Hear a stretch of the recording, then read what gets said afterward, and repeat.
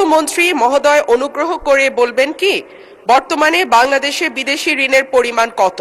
উক্ত ঋণ পরিশোধে এ পর্যন্ত কি কি পদক্ষেপ গ্রহণ করা হয়েছে? বর্তমান সরকার ক্ষমতা গ্রহণের পর থেকে এ পর্যন্ত কোনো ঋণ পরিশোধ করা হয়েছে কিনা, করলে তা কত? ধন্যবাদ মাননীয় স্পিকার। মাননীয় মন্ত্রী। ধন্যবাদ মাননীয় স্পিকার। ফেব্রুয়ারি 2026 মাস পর্যন্ত হিসাব অনুযায়ী বাংলাদেশ সরকারের বৈদেশিক ঋণের স্থিতি ৭৮,৭67.20 মার্কিন মিলিয়ন ডলার সমপরিমাণ। অর্থনৈতিক সম্পর্ক বিভাগ সরকারের পক্ষে বৈদেশিক ঋণ পরিশোধ করে থাকে। প্রতি বৎসর বৈদেশিক ঋণ পরিশোধের জন্য ঋণের আসল ও সুদ বাবদ সম্ভাব্য মোট ব্যয় কত হতে পারে তার একটি প্রক্ষেপণ তৈরি করা হয় এবং সেই পরিমাণ অর্থ ঋণ পরিশোধ বাবদ বাজেটে সংস্থান রাখা হয়।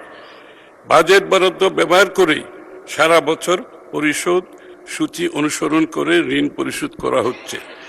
বর্তমান সরকার ক্ষমতা গ্রহণের পর থেকে এই পর্যন্ত মোট 90.66 মিলিয়ন মার্কিন ডলারের সমপরিমাণ ঋণ পরিশোধ করা হয়েছে।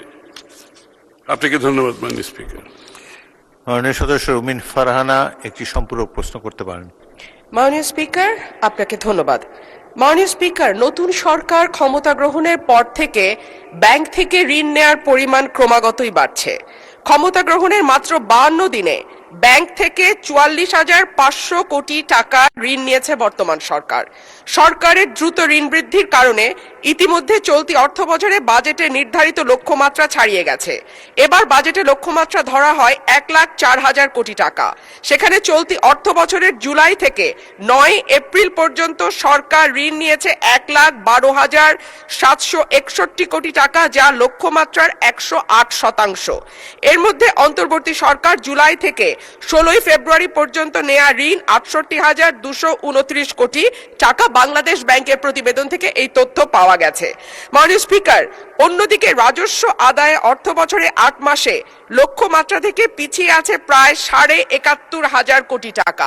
মাননীয় স্পিকার, আপনার মাধ্যমে মাননীয় মন্ত্রী মহোদয়ের কাছে আমার প্রশ্ন, আমরা রাজস্ব বাড়ানোর ক্ষেত্রে এবার নতুন কোনো পরিকল্পনা নিচ্ছে কিনা, করের আওতা বাড়ানো হচ্ছে কিনা এবং হলে সেটি কিভাবে? ধন্যবাদ মাননীয় স্পিকার। মাননীয় মন্ত্রী। ধন্যবাদ মাননীয় স্পিকার।